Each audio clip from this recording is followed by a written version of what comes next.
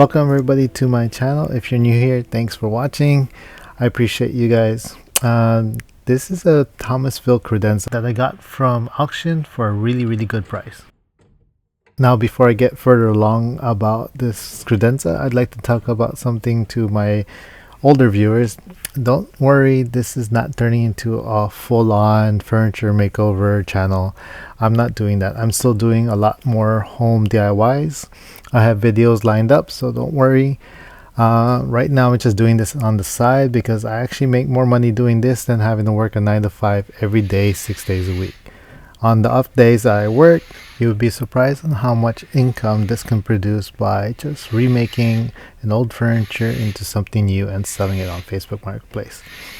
But without further ado, let me show you how I gave this old credenza a brand new life with some TLC and a little bit of paint. So let's get to it. What I'm doing right now is I'm just using my cardboard stripper, stripping off the top because it's the biggest area.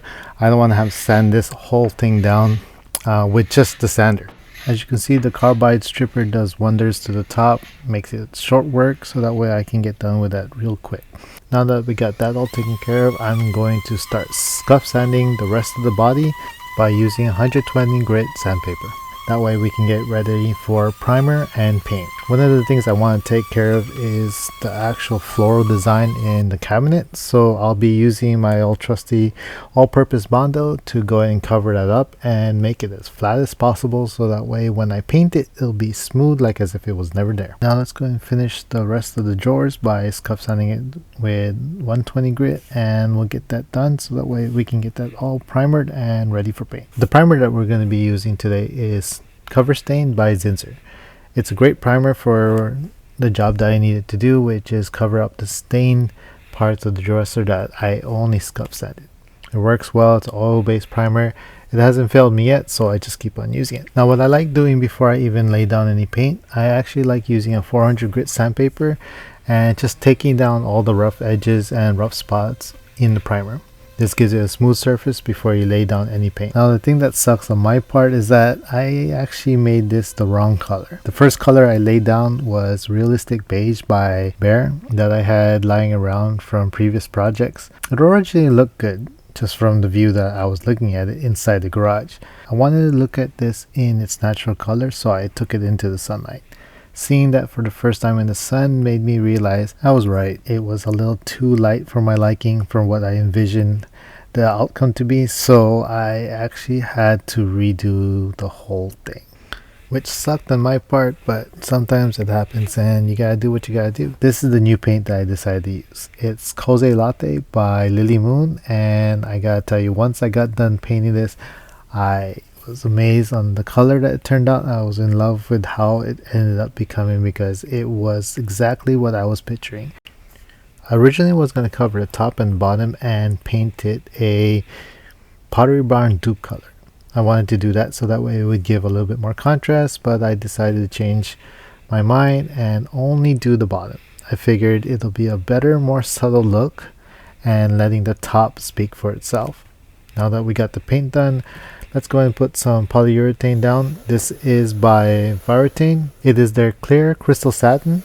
I find this to be the best look, so that way the finish will be nice and shiny, but yet not too glossy. We'll be using our Super Finish Max Sprayer by HomeRite. If you guys want to check out the tools that I use, I actually have a link down below in the description, so feel free to use that anytime you need to. It helps me out a lot, so if you guys want to support, feel free to use that link, okay? Thanks. It helps me a lot greatly, so I really appreciate it. Now that we're done spraying this with the clear, as you can see, it is a nice even finish. We're going to let this sit and dry in the garage so that way I can go in and back inside and start knocking out the hardware. First things first, you want to grab a bowl. Now we're going to throw all the hardware inside there and use the best thing that a furniture makeover person could ever use in cleaning out all this oxidation and grime and dirt and everything else in between, is what you call bar creeper's friend. This is a soft cleaner that does its job really well. All you need is a brush, a steel brush at that, and a steel wool. What I like doing is I like having to soak it in there for a few minutes and then basically just start scrubbing and brushing. Just a few scrubs from this, you can already see and tell that it won't take too much work. It does take some time, but a little bit of elbow grease doesn't hurt anybody. So let me go ahead and just fast forward this for you guys. It did take me about roughly about hour and a half to get it nice and shiny, but it was well worth the work. As you can see in the final ending, I was able to take out all the dirt and grime off of it and turn it into something old into something new. Nice and shiny. I actually went ahead further and spray painted this gold because I actually wanted to have a little bit more duller gold. As you can see here in my shorts, you can see how I made that. So yeah, that was the shorts that I made, so that way you guys can take a look at that as a sneak peek.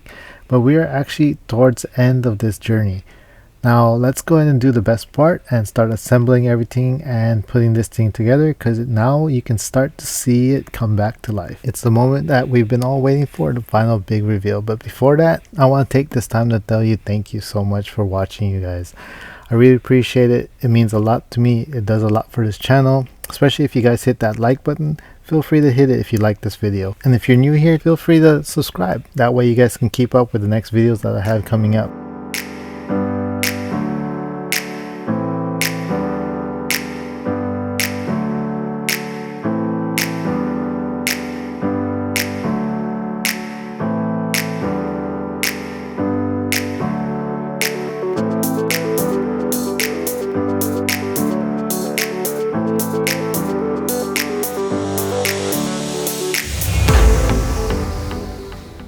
I am so glad that I changed the color, because having to use the colorway latte on top of this Dupe Pottery Barn paint scheme, it turned out amazing. Actually, my wife wanted to keep this in the house, but unfortunately we had to sell it, and we were able to sell it for a total of $745.